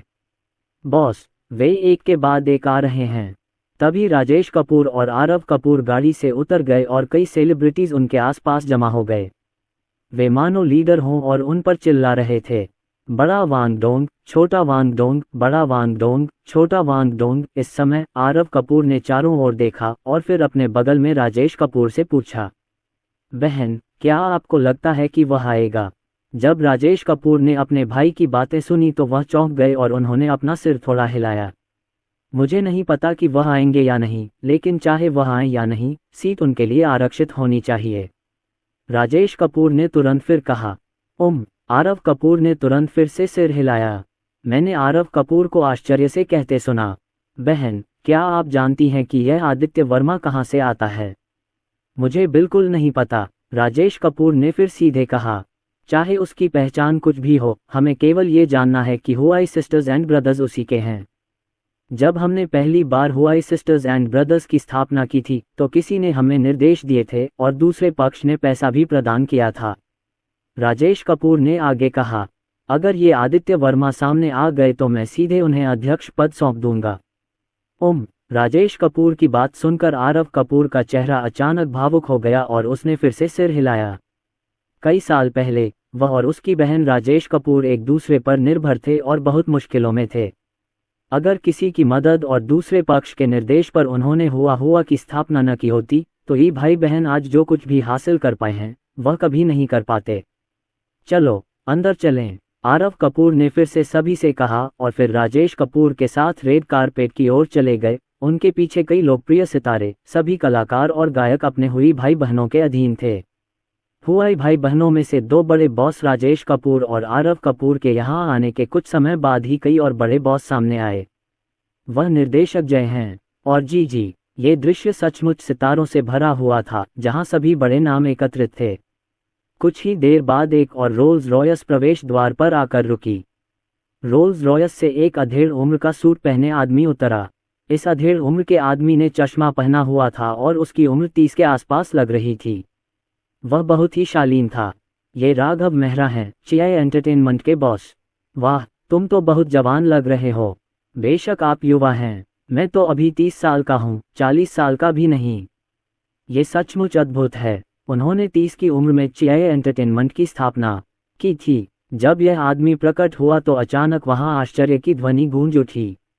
राघव मेहरा सीधे कार से उतरा, इन लोगों की चीखें सुन रहा था, उनकी आंखों को महसूस कर रहा था, उसके चेहरे पर गर्व का भाव था। उसे सुर्खियों में होने का यह एहसास अच्छा लग रहा था। राघव मेहरा के कार से बाहर निकलने के बाद कई लोग उसके पीछे चल पड़े। डायरेक्टर सोंग, क्या मैं आपके साथ रेड कारपेट पर चल सकता हूँ? सोंग डोंग, एक महिला स्टार ने राघव मेहरा से कहा। वे दो खूबसूरत पोशाक पहने महिला स्टार थीं जो चियाई एंटरटेनमेंट की कलाकार भी थीं।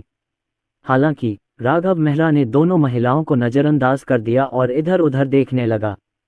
अगले ही पल राघव मेहरा की नज़र एक मर्सिडीज बेंज वाणिज्यिक वाहन पर पड़ी जो कुछ ही दूरी पर हमारी ओर आ रहा था और राघव मेहरा के चेहरे पर एक हल्की सी मुस्कान आ गई। जल्द ही यह मर्सिडीज बेंज वाणिज्यिक वाहन उनके बगल में खड़ा हो गया। इस मर्सिडीज बेंज बिजनेस कार से एक महिला उतरी। उसने लंबी सफ़ेद पोशाक, शानदार मेकअप, जूड़ा और हीरे की बालियां पहनी हुई थीं। वह बेहद खूबसूरत लग रही थी। वह प्रिया कपूर थीं। जैसे ही प्रिया कपूर कार से बाहर निकली, अचानक से फिर से जयकारे गूंजने लगे। वाह, ये प्रिया कपूर है। ये बहुत सुंदर है। ये बहुत सुंदर है। मनगे, मैं तुमसे प्यार करता हूँ। देवी शेन, बाघ के तेल से प्रेम करती हूँ। उन लोगों की ओर से जयकार की आवाजें आईं। प्रिया कपूर ने आज वाकई सबको चौंका दिया। यार जी, क्या तुम यहाँ हो? इस समय राघव मेहरा ने प्रिया कपूर को देखा, उसकी आंखें चमक उठीं और वह तुरंत प्रिया कपूर के पास आया और प्रिया कपूर से बोला। निर्देशक गीत। जब प्रिया कपूर ने राघव मेहरा को देखा तो उनके चेहरे के भाव थोड़े बदल गए और उनकी भौहें सिकुड़ गईं। उन्होंने आदित्य वर्मा को रेड कारपेट पर अपने साथ चलने के लिए इसलिए कहा क्योंकि उनके सामने एक आदमी था। चियाई एंटरटेनमेंट के अध्यक्ष राघव मेहरा उनके नामात्र के बॉस भी हैं। राघव मेहरा पिछले 1-2 दिन से उसे परेशान कर रहा है और ये राघव मेहरा को पहचानना आसान नहीं है। चियाई एंटरटेनमेंट का बॉस होने के बावजूद उसके कई महिला कलाकारों के साथ अफेयर हैं और यहाँ तक कि प्रिया कपूर पर भी उसकी बुरी नीयत है। प्रिया कपूर ने कभी भी दूसरे पक्ष को मौका नहीं दिया और राघव मेहरा से दूरी बनाए रखी। हालांकि यह कोई दीर्घकालिक समाधान नहीं है और यह राघव मेहरा पहले से ही उससे बहुत असंतुष्ट है। चियाई के अधीन एक कलाकार और गायिका होने के नाते उसके लिए इस राघव मेहरा से अलग होना मुश्किल है। इस वक्त जब प्रिया कपूर ने राघव मेहरा को आते देखा तो उसके दिल में कुछ बुरे ख्याल आए। क्या ये लड़का उसके साथ फिर से कुछ नहीं करना चाहेगा? हालांकि अगले ही पल, यार जी, क्या हम रेड कारपेट पर साथ चल सकते हैं? राघव मेहरा ने फिर मुस्कुराते हुए प्रिया कपूर से कहा। राघव मेहरा सौम्य लग रहे थे और उनकी मुस्कान बसंती हवा की तरह थी, लेकिन प्रिया कपूर की नज़रों में यह मुस्कान थोड़ी अश्लील थी। राघव मेहरा की बातें सुनकर प्रिया कपूर का चेहरा अचानक से मुरझा गया। मुझे माफ़ करना मिस्टर सोंग, मैंने अपने दोस्त के साथ रेड कारपेट पर चलने के लिए पहले ही हामी भर दी है। प्रिया कपूर के चेहरे पर अचानक फिर से एक चमकदार मुस्कान आ गई और उन्होंने राघव मेहरा से कमजोर स्वर में कहा, उनकी आवाज में माफी का भाव था। प्रिया कपूर की बातें सुनकर राघव मेहरा का चेहरा उतर गया। अस्वीकार कर दिया, यह अपने आप को चेहरा नहीं दे रहा है। राघव मेहरा के साथ जीआई एंटरटेनमेंट के कलाकार भी प्रिया कपूर की बातें सुनकर असहज दिखे, खासकर राघव मेहरा के बगल में खड़ी 2 महिला कलाकार। उन्होंने बस राघव मेहरा को ये बताने की पहल की थी कि वे रेड कारपेट पर उनके साथ आएंगी, लेकिन दूसरी पार्टी प्रिया कपूर को चाहती थी और अब प्रिया कपूर ने उन्हें अस्वीकार कर दिया। राघव मेहरा का चेहरा थोड़ा उदास हो गया और उसके दिल में गुस्सा उभर आया। ठीक इसी समय पीछे वाली कार से एक सूट पहने युवक उतरा। वह युवक सुंदर, दुबला पतला, सुडौल और बेहद खूबसूरत था। वह तो बस चलता फिरता कपड़ों का रैक था। इस समय सभी की निगाहें आदित्य वर्मा पर टिकी थीं, खासकर राघव मेहरा, जिसने आदित्य वर्मा को तीखी निगाहों से देखा। प्रिया कपूर अपने साथ एक लड़के को भी लेकर आई थीं। राघव मेहरा ने प्रिया कपूर के बगल में खड़े युवक की ओर देखा। ये युवक बहुत सुंदर है और उसका स्वभाव भी अच्छा है। राघव मेहरा का चेहरा थोड़ा उदास हो गया और उसे देखना मुश्किल हो गया। उन्हें उम्मीद नहीं थी कि प्रिया कपूर को कोई युवक मिल जाएगा जो उनके साथ रेड कारपेट पर चलना चाहेगा, लेकिन उन्होंने उसे अस्वीकार कर दिया। ये सचमुच चेहरे पर एक तमाचा है।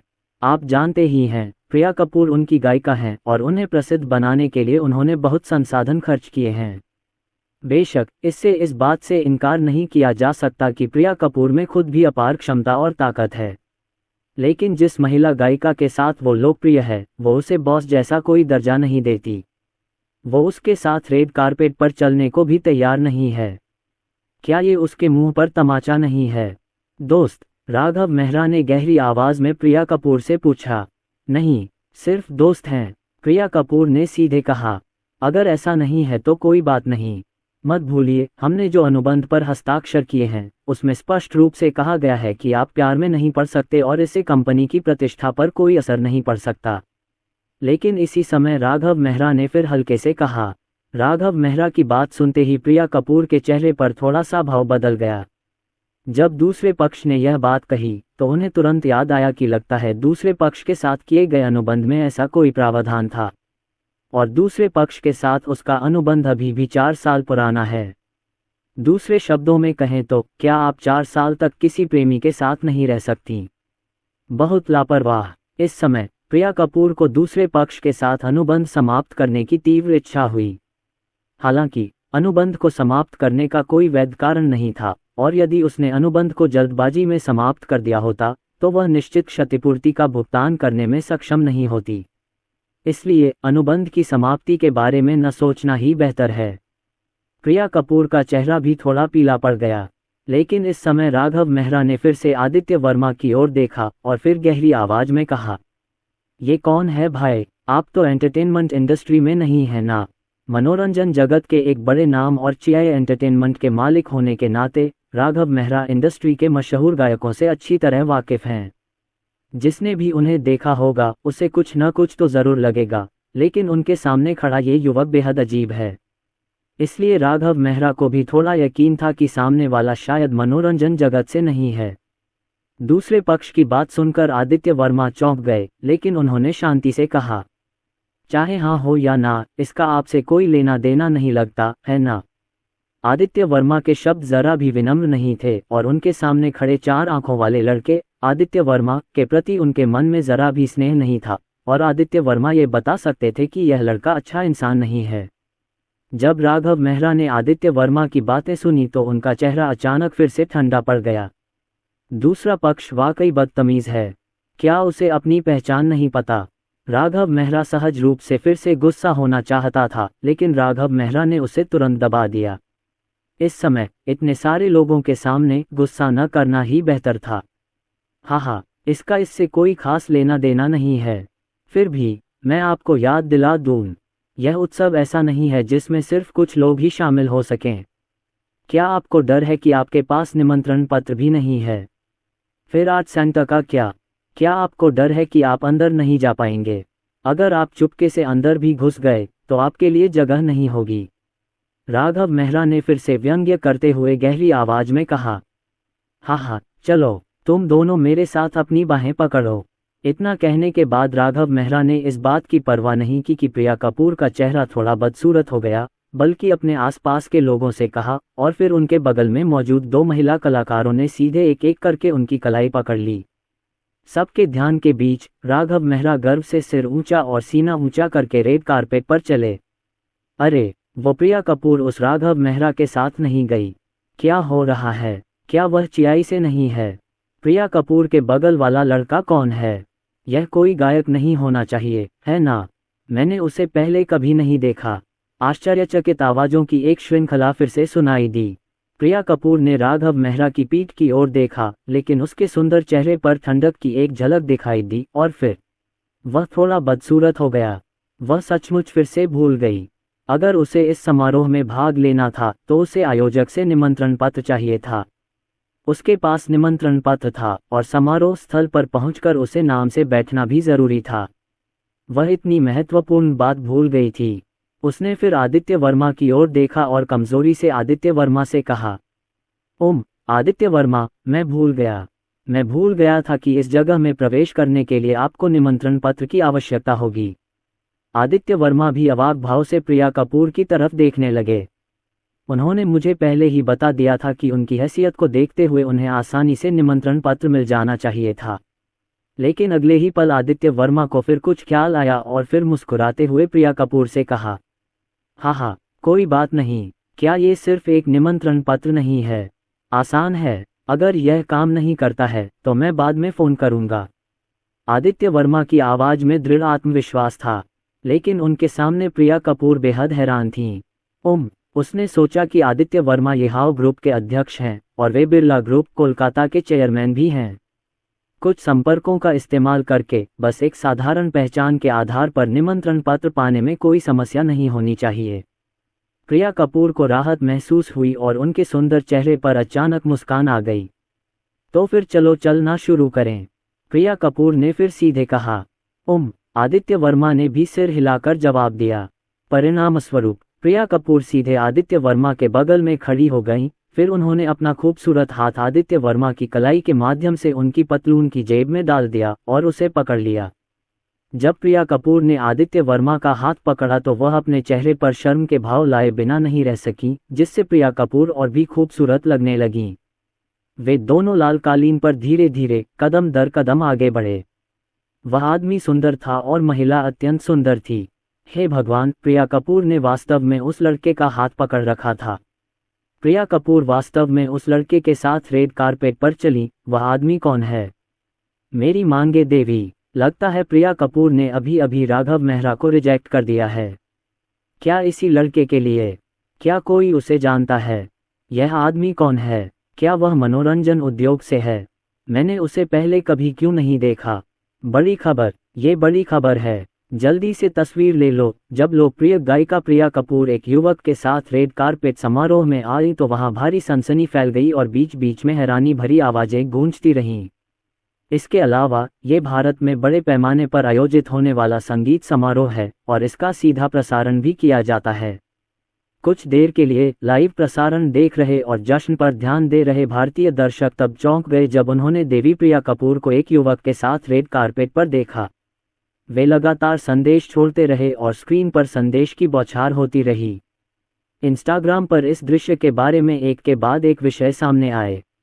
रेड कारपेट पर प्रिया कपूर रेड कारपेट पर एक अनजान शख्स के साथ दिखी। उनके बॉयफ्रेंड होने का शक। प्रिया कपूर के साथ रेड कारपेट पर चलने वाला यह आदमी कौन है? प्रिया कपूर हॉट सर्च पर थीं और आदित्य वर्मा भी इसमें शामिल थे। दोनों की तस्वीरें सीधे तौर पर फैल गईं और लोकप्रियता अभी भी बढ़ रही थी और लोकप्रियता तुरंत सैकड़ों हजारों तक पहुंच गई। जब आदित्य वर्मा और प्रिया कपूर रेड कारपेट पर चले और उनका लाइव प्रसारण किया गया तो वे एक हॉट सर्च टॉपिक बन गए। आदित्य वर्मा भी प्रसिद्ध हो गए। मुंबई कोर्टयार्ड नंबर 1 के विला नंबर 14 में शॉर्ट्स और टी शर्ट पहने एक खूबसूरत महिला एक तकिया पकड़े सोफे पर पालथी मारकर बैठी इंडिया टेलीविजन पर लाइव प्रसारण देख रही थी। टीवी पर यह दृश्य देखकर उसकी खूबसूरत आंखों में शर्म और गुस्से के भाव उभर आए। घृणास्पद। नेहा कपूर ने लाइव प्रसारण में रेड कारपेट पर दोनों लोगों को हाथ पकड़े और साथ साथ चलते देखा और उन्हें अचानक थोड़ी बेचैनी महसूस हुई। हालांकि उन्होंने पहले कहा था कि यह कोई बड़ी बात नहीं है, लेकिन अब जब उन्होंने अपनी सबसे अच्छी दोस्त को उस लड़के को पकड़े देखा जिसे वह पसंद करती थी, तो उनके दिल में थोड़ी खटास आ गई। टकराना अगले ही पल नेहा कपूर ने उसके हाथ में रखा तकिया सीधा फेंक दिया। एक ही समय पर अगले दरवाजे वाले विला नंबर 13 में ये शियून पतला पजामा पहने बिस्तर पर लेटी अपने मोबाइल फोन से खेल रही थी। एक सफ़ेद बिल्ली उसकी गोद में आराम से लेटी हुई थी। ये शियून ने अनजाने में इंस्टाग्राम पर क्लिक किया और उस पर हॉट सर्च देखी। चेन मांगे रेड कारपेट पर एक अनजान आदमी को बांह पर लिए हुए चल रही हैं, जिसके उनके बॉयफ्रेंड होने का शक है। ये शियून ने अचानक एक हॉट सर्च पर क्लिक कर दिया। ये हॉट सर्च टॉप 10 में आ गया है और इसे लाखों बार देखा जा चुका है। अगले ही पल ये शियून के सामने कई तस्वीरें आ गईं। तस्वीरों में सूट पहने एक पुरुष और सफ़ेद ड्रेस पहने एक महिला रेड कारपेट पर चल रहे थे। ये शियून की आंखें अचानक चौड़ी हो गईं। आदित्य वर्मा? क्या यह आदित्य वर्मा नहीं है? क्या ये भारतीय टेलीविज़न MTV का संगीत समारोह नहीं है? आदित्य वर्मा वहाँ क्यों हैं? और तो और ये शियून आदित्य वर्मा के बगल वाली लड़की को जानती थी। क्या वो मशहूर गायिका प्रिया कपूर नहीं थी? दोनों अक्सर एक दूसरे के गाने सुनते हैं। ये कैसे संभव है? ये शियून ने देखा कि प्रिया कपूर अभी भी उसका हाथ पकड़े हुए थी। उसके चेहरे पर एक उज्ज्वल और चमकदार मुस्कान थी। एक पल के लिए ये शियून के दिल में एक अजीब भावना पैदा हुई। इसमें कोई आश्चर्य नहीं कि आदित्य वर्मा को वास्तव में पता था कि यहाँ पहले क्या हुआ था, और यहाँ तक कि उसने उससे पूछने के लिए उसे फ़ोन भी किया। यह आदमी वास्तव में दानव शहर गया था। उसे ये भी महसूस हुआ कि आदित्य वर्मा उसकी परवाह करता है, और वह दिल से थोड़ी प्रभावित हुई। लेकिन इस समय पूरे व्यक्ति को ऐसा महसूस हो रहा था जैसे उस पर ठंडे पानी का एक कटोरा डाल दिया गया हो। जिस लड़के को वह पसंद करती थी उसे एक अन्य खूबसूरत महिला स्टार के साथ रेड कारपेट पर चलते हुए देखकर ये शियून के दिल में अचानक एक खटास सी महसूस हुई। आदित्य वर्मा? ये शियून ने गुस्से में कहा।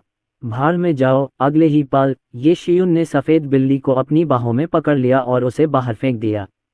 सफ़ेद बिल्ली अभी भी ये शियून की बाहों में कोमल आलिंगन का आनंद ले रही थी और आराम से सो गई। अप्रत्याशित रूप से उसे एक आपदा का सामना करना पड़ा। म्याऊं! सफ़ेद बिल्ली चीखी, जल्दी से अपने शरीर को स्थिर किया और बिना कोई आवाज़ किए धीरे से ज़मीन पर उतरी। उसने ये शियून को घूरा और वह भी चौंक गया। जो भी तुम देख रहे हो, तुम भी अच्छे इंसान नहीं हो। ये शियून ने भी सफ़ेद बिल्ली को घूरते हुए कहा। अभी तो सफ़ेद बिल्ली उसकी बाहों में रगड़ रही थी। अगर वो बिल्ली न होती तो उसे पहले ही दौरा पड़ गया होता। जब सफ़ेद बिल्ली ने ये शियून की बातें सुनी तो उसने फिर से अवाक होकर ये शियून की ओर देखा, मानो कह रही हो, बाघिन अपना आपा खो बैठी है, जल्दी से भाग जाओ। सफ़ेद बिल्ली ने अपना सिर घुमाया और बिना पीछे देखे बालकनी से छलांग लगा दी। इमारत से कूदना जैसी छोटी मोटी बातें सफ़ेद बिल्ली के लिए आम बात थीं। मुंबई नॉर्मल यूनिवर्सिटी लड़कियों के छात्रावास में कई लड़कियां कंप्यूटर पर लाइव प्रसारण देख रही हैं। कृतिका शर्मा का आज लाइव प्रसारण कम ही हुआ था, लेकिन वह लाइव प्रसारण देख रही थीं। ये लाइव प्रसारण इंडिया टेलीविज़न के MTV संगीत समारोह की शुरुआत से पहले रेड कारपेट समारोह का था। लेकिन इस समय ज़ियाओ कियान, क्या यह आदित्य वर्मा नहीं है? अचानक छात्रावास में एक आश्चर्य भरी चीख गूंज उठी। यह आवाज़ कृतिका शर्मा की रूममेट प्रिया पटेल की थी। वह आदित्य वर्मा से मिल चुकी थी और स्वाभाविक रूप से उसे आदित्य वर्मा याद आ गया। जब उसने इस लाइव प्रसारण में आदित्य वर्मा को देखा तो वह तुरंत चीख पड़ी। यानी, तुम्हारा अजीब नाम क्या है? आदित्य वर्मा। क्या ये वही आदमी है जिसके बारे में तुमने कहा था कि उसने पिछली बार डुएन में लोगों से भरी कार को बचाया था? लगता है इसने पहले भी तुम्हारी मदद की थी। क्या यह महान गायिका प्रिया कपूर नहीं है? ये लड़का कितना सुंदर है। ये कुछ उस लड़के जैसा दिखता है जिसने पहले डुएन में लोगों की एक कार बचाई थी। कृतिका शर्मा कुछ कह पाती उससे पहले ही उनके बगल में बैठी बाकी दो रूममेट्स ने हैरानी भरी आवाज़ें निकालीं। उन्होंने कृतिका शर्मा और प्रिया पटेल से अक्सर आदित्य वर्मा का नाम सुना था और ज़ेन म्यूजिक पर आदित्य वर्मा को लोगों की जान बचाते भी देखा था। तस्वीर में मैं आदित्य वर्मा के रूप रंग से कुछ हद तक प्रभावित हुआ। लाइव प्रसारण में प्रिया कपूर के साथ रेड कारपेट पर चल रहे लड़के को देखकर मैं अचानक असहज हो गया। आदित्य वर्मा, कृतिका शर्मा ने पहले तो लाइव प्रसारण में रेड कारपेट पर चल रहे दो लोगों पर ज्यादा ध्यान नहीं दिया। जब उन्होंने अपनी रूममेट की सबसे अच्छी दोस्त की आवाज़ सुनी तो उन्होंने तुरंत लाइव प्रसारण स्क्रीन पर नज़र डाली और सूट पहने लड़के की शक्ल साफ देखी। कृतिका शर्मा की आंखें अचानक दबा गईं। ये वास्तव में आदित्य वर्मा निकला। तस्वीर में सफ़ेद ड्रेस में प्रिया कपूर बेहद खूबसूरत लग रही हैं और आदित्य वर्मा भी काफ़ी हैंडसम लग रहे हैं। वह उसका हाथ पकड़कर लाल कालीन पर चली और सबका ध्यान अपनी ओर आकर्षित किया। उन दोनों में बहुत अच्छी पटती थी। कृतिका शर्मा का दिल ऐसा महसूस कर रहा था मानो उस पर चोट लगी हो, लेकिन उसका सुंदर चेहरा फिर से पीला पड़ गया। शायद प्रिया कपूर जैसी महिला ही उनके लायक हो सकती थी, और वह तो बस एक छोटी सी एंकर थी। मुझे ये पसंद है, लेकिन इससे उबरना कठिन है। एक पल के लिए तो कृतिका शर्मा अपना होश खो बैठीं। इस समय भी मुंबई विश्वविद्यालय एक स्तरित कक्षा में रोहित मेहता, करण सिंह और अरविंद पटेल एक कोने में बैठकर अपने फ़ोन से खेल रहे थे। अरविंद पटेल एक लड़की से बातें कर रहे थे, जबकि रोहित मेहता और उनके बगल में बैठे करण सिंह हेडफोन लगाकर लाइव प्रसारण देख रहे थे। कक्षा में उन दोनों के साथ काफ़ी लोग लाइव प्रसारण देख रहे थे। अचानक, भाड़ में जाओ, यह एक चूहा है। एक व्यक्ति अचानक अपनी सीट से खड़ा हुआ और जोर से चिल्लाया। आवाज़ कक्षा में गूंज गई। ये रोहित मेहता था। चूहे, चूहे कहाँ हैं? हे भगवान, कक्षा में चूहे कहाँ हैं? मुझे चूहों से सबसे ज़्यादा डर लगता है। इस समय उनके बगल में बैठी कुछ लड़कियां अचानक पीली पड़ गईं और अपनी सीटों से उठ खड़ी हुईं। कुछ देर के लिए कक्षा में थोड़ा अफरा तफरी मच गई। अंत में चूहे का कोई पता नहीं चला। एक के बाद एक अचानक सबकी नज़रें इधर उधर गईं और अंततः रोहित मेहता पर पड़ीं, जिन्होंने पहली आवाज़ निकाली। यहाँ तक कि मंच पर व्याख्यान दे रहे शिक्षक भी रोहित मेहता की ओर अरुचिकर भाव से देख रहे थे। रोहित मेहता, हाउ जी कहाँ है? ओह, मैं तो चकित हो गया। क्षमा करें। रोहित मेहता का चेहरा बदल गया और उन्होंने कमजोरी से कहा, बैठ जाओ, कक्षा की बात ध्यान से सुनो, नहीं तो तुम इस कोर्स में फेल हो जाओगे। शिक्षक ने रोहित मेहता से फिर कठोर स्वर में कहा। रोहित मेहता अवाक रह गए और खंडन करने की हिम्मत नहीं जुटा पाए। वे बस उदास चेहरे के साथ फिर से बैठ गए। भाई साहब, क्या हुआ? उनके बगल में बैठे करण सिंह को कुछ समझ नहीं आया। उन्होंने ध्यान नहीं दिया था कि लाइव प्रसारण में जो व्यक्ति था वह आदित्य वर्मा था, इसलिए उन्होंने तुरंत पूछा, लाइव प्रसारण में उस आदमी को करीब से देखिए। रोहित मेहता ने करण सिंह से कहा। अगले ही पल, भाड़ में जाओ, हाउ जी, धिक्कार है, चूहे। करण सिंह ने अचानक फिर से डरावनी आवाज निकाली, बिल्कुल पहले जैसी, और वह आवाज पूरी कक्षा में गूंज गई। मंच पर शिक्षक ने अचानक फिर से ठंडी निगाह डाली। क्या तुम्हारा काम खत्म हो गया? इस बड़ी कक्षा में चूहे कहाँ हैं? शिक्षक ने करण सिंह से फिर सख्ती से कहा और उनके मुंह से शब्द नहीं निकले। क्या अब भी हमारी कक्षा अच्छी चल सकती है? अरे टीचर, मैं आदित्य की बात नहीं कर रहा हूँ, मैं अपने भाई आदित्य वर्मा की बात कर रहा हूँ। वो तो इंडिया टेलीविज़न MTV के संगीत समारोह में प्रिया कपूर के साथ रेड कारपेट पर चला था। करण सिंह का स्वभाव बहुत सीधा है, वह एक ईमानदार लड़का है। ऐसा कहने से वह खुद को नहीं रोक सका। ये वास्तव में आदित्य वर्मा है। मैंने अभी इसे देखा और यह परिचित सा लगा। पता चला कि यह वास्तव में आदित्य वर्मा है। मैं भी लाइव प्रसारण देख रहा हूँ। प्रिया कपूर रेड कारपेट पर चलते हुए आदित्य वर्मा का हाथ पकड़े हुए हैं। अरे, तुम तो बहुत बढ़िया हो। मैंने पूछा कि मैंने इस आदित्य वर्मा को कई दिनों से क्यों नहीं देखा। पता चला कि वह एक संगीत समारोह में भाग लेने गया था। हे भगवान, मेरी सहपाठी प्रिया कपूर के साथ रेड कारपेट पर चल रही है। इंस्टाग्राम हॉट सर्च में विस्फोट हो गया है। जब करण सिंह ने आदित्य वर्मलाई से कहा तो कक्षा में मौजूद कई छात्र यह कहते हुए खुद को रोक नहीं पाए, ये सभी लोग अपने मोबाइल फ़ोन से खेल रहे हैं, अपने खातों की जांच कर रहे हैं और लाइव प्रसारण देख रहे हैं। क्या आदित्य वर्मा रेड कारपेट पर चल रहे हैं और प्रिया कपूर के साथ?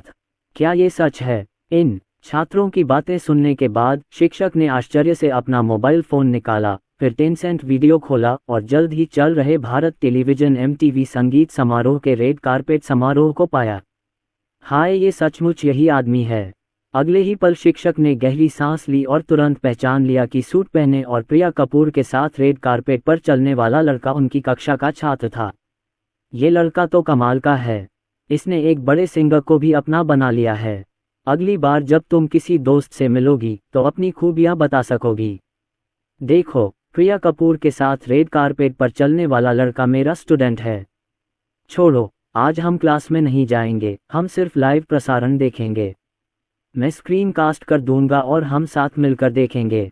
शिक्षक ने तुरंत निर्णय लिया। वाह गुरुजी, आप बहुत महान हैं। महान। एक क्षण के लिए पूरी कक्षा जयकार से गूंज उठी और पूरी तरह से उबल पड़ी। आदित्य वर्मा को यह पता नहीं था कि वह पहले से ही लोकप्रिय थे। चाहे वह विस्तार से हो या डाइन पर, यह सब उनके और प्रिया कपूर के रेड कारपेट पर चलने के बारे में था। इस समय प्रिया कपूर द्वारा गोद में लिए गए आदित्य वर्मा रोशनी की चमक के बीच साइन इन स्थान पर पहुंच चुके थे। प्रिया कपूर ने बहुत ही शानदार तरीके से अपने हस्ताक्षर किए और आदित्य वर्मा ने भी। फिर दोनों सम्मेलन केंद्र के प्रवेश द्वार पर आए। प्रवेश द्वार पर कुछ सुरक्षाकर्मी खड़े हैं और कई कर्मचारी पहचान सत्यापन और निमंत्रण सत्यापन कर रहे हैं।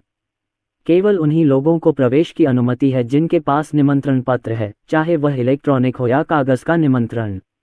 लेकिन यह निमंत्रण पत्र एक प्रमाण पत्र है। कई हस्तियां पहले ही रेड कारपेट पर चलना समाप्त कर चुकी हैं और व्यवस्थित तरीके से सम्मेलन केंद्र में प्रवेश कर रही हैं, जो इस संगीत समारोह का स्थल है। इस समय चियाई एंटरटेनमेंट के अध्यक्ष राघव मेहरा अंदर नहीं गए। इसके बजाय वह दरवाजे पर खड़े रहे और प्रिया कपूर और आदित्य वर्मा को देखने लगे जो पास आ रहे थे। जब प्रिया कपूर ने राघव मेहरा को देखा तो उनकी भौहें फिर तन गईं और उनका चेहरा उदास हो गया। हाँ, कुछ लोगों को तो निमंत्रण भी नहीं मिलता है ना। मैं देखना चाहता हूं कि वह अंदर कैसे आता है। राघव मेहरा ने उन दोनों की ओर देखा और हल्की मुस्कान के साथ कहा। उनकी आंखें चमक रही थीं।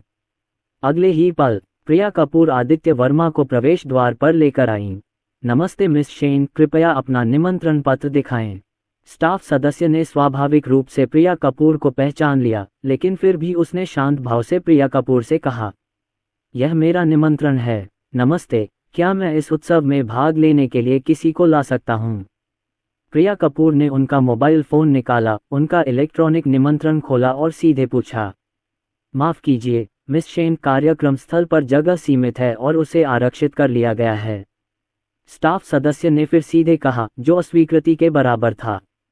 स्टाफ सदस्य की बातें सुनकर प्रिया कपूर के चेहरे के भाव फिर बदल गए। आदित्य वर्मा। प्रिया कपूर ने फिर से आदित्य वर्मा की ओर देखा, समझ नहीं पा रही थी कि क्या करे। अन्यथा मैं भी अंदर नहीं जाऊंगा, प्रिया कपूर ने आदित्य वर्मा से कमजोरी से कहा। हे। हालांकि आदित्य वर्मा हंस पड़े। ये कैसे हो सकता है?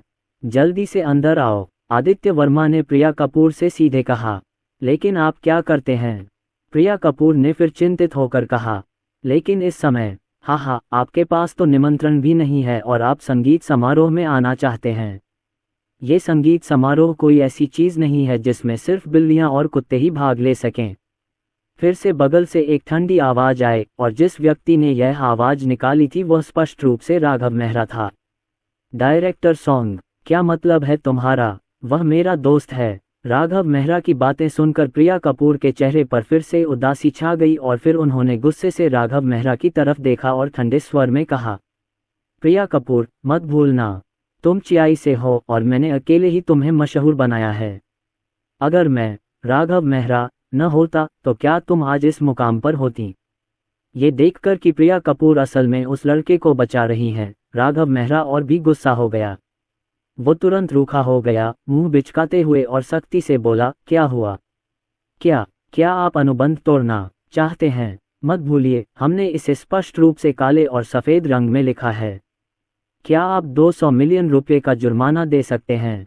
क्या हुआ? लगता है प्रिया कपूर का अपने बॉस राघव मेहरा से झगड़ा हो गया।